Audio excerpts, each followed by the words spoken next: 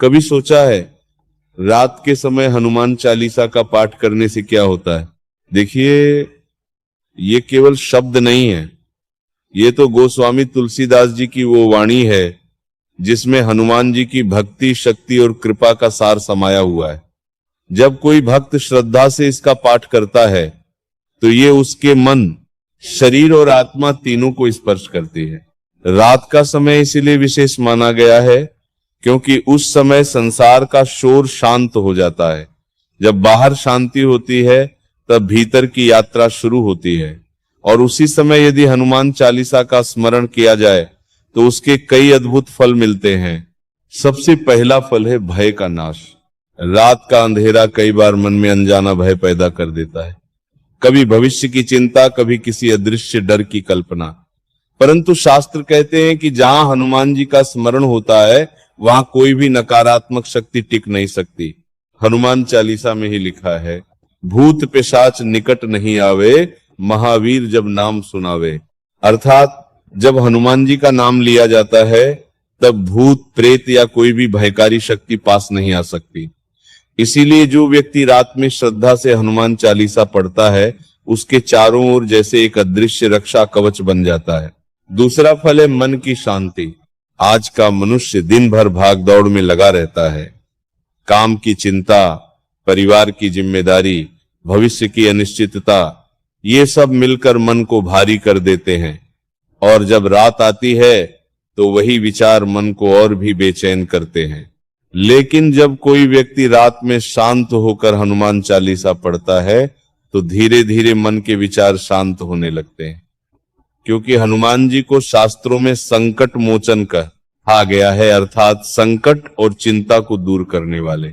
जब भक्त श्रद्धा से उनका नाम लेता है तो मन का बोझ हल्का होने लगता है। तीसरा फल है आध्यात्मिक उन्नति। उपनिषदों में कहा गया है कि रात का समय साधना के लिए अत्यंत श्रेष्ठ होता है, क्योंकि उस समय मन बाहरी विषयों से हटकर भीतर की ओर मुड़ता है। हनुमान जी स्वयं श्री राम के परम भक्त हैं। इसीलिए जब कोई भक्त हनुमान चालीसा पढ़ता है तो वह केवल हनुमान जी से ही नहीं जुड़ता बल्कि श्री राम की भक्ति से भी जुड़ जाता है। चालीसा की पंक्ति है, रामदूत अतुलित बल धामा, अंजनी पुत्र पवन सुत नामा। जब ये पंक्ति हृदय से निकलती है तो भीतर भक्ति की एक ज्योति प्रज्वलित होती है। वही ज्योति धीरे धीरे साधक को ईश्वर की ओर निकट ले जाती है। चौथा फल है स्वास्थ्य में सुधार। हनुमान चालीसा में स्पष्ट कहा गया है, नासय रोग हरय सब पीरा, जपत निरंतर हनुमत वीरा। अर्थात हनुमान जी का निरंतर स्मरण करने से रोग और पीड़ा दूर होने लगते हैं। आज विज्ञान भी ये मानता है कि जब मन शांत होता है तो शरीर की अनेक समस्याएं स्वयं कम होने लगती हैं। मंत्रों का उच्चारण मन को स्थिर करता है, जिससे शरीर की ऊर्जा भी संतुलित होती है। रामायण में भी वर्णन आता है कि जब लक्ष्मण जी मूर्छित हो गए थे तब हनुमान जी संजीवनी बूटी लेकर आए और उनके प्राणों की रक्षा की। यही कारण है कि हनुमान जी को आरोग्य और शक्ति का प्रतीक माना जाता है। पांचवा फल है नकारात्मक ऊर्जा से रक्षा। शास्त्र कहते हैं कि हनुमान जी की उपस्थिति में कोई भी नकारात्मक शक्ति ठहर नहीं सकती। जब रात में हनुमान चालीसा का पाठ किया जाता है तो घर का वातावरण भी पवित्र हो जाता है। चालीसा में कहा गया है, सब पर राम तपस्वी राजा, तिनके काज सकल तुम साझा। अर्थात जो श्री राम के भक्त हैं उनके कार्यों को हनुमान जी स्वयं सिद्ध करते हैं। इसीलिए जो उनका स्मरण होता है वहां नकारात्मकता स्वतः दूर हो जाती है। छठा फल है संकटों से मुक्ति। रामचरितमानस में हनुमान जी को संकट मोचन कहा गया है, अर्थात जो हर संकट को दूर करने की शक्ति रखते हैं। चालीसा में लिखा है, संकट ते हनुमान छुड़ावे, मन क्रम वचन ध्यान जो लावे। जो व्यक्ति मन, वचन और कर्म से हनुमान जी का ध्यान करता है उसके जीवन के संकट धीरे धीरे समाप्त होने लगते हैं।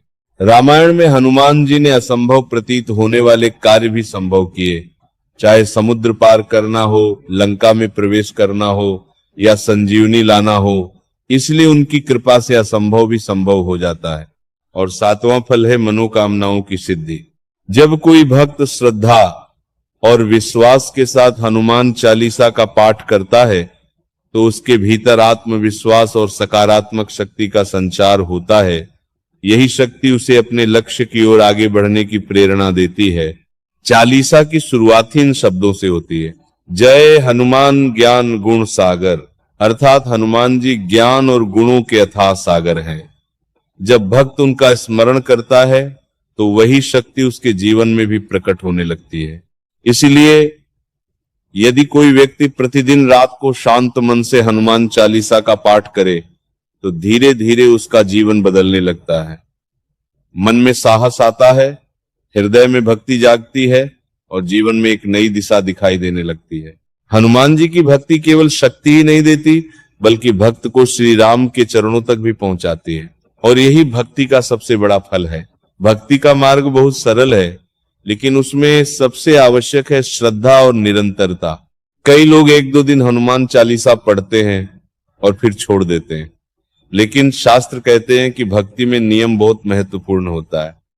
जब कोई भक्त प्रतिदिन एक ही समय पर शांत मन से प्रभु का स्मरण करता है तो धीरे धीरे उसका मन भी उसी दिशा में ढलने लगता है। रात का समय इसलिए भी श्रेष्ठ है क्योंकि उस समय मनुष्य अपने पूरे दिन का भार लेकर बैठता है। यदि उसी समय वह हनुमान जी के चरणों में अपने मन की बात रख दे तो उसका मन हल्का हो जाता है।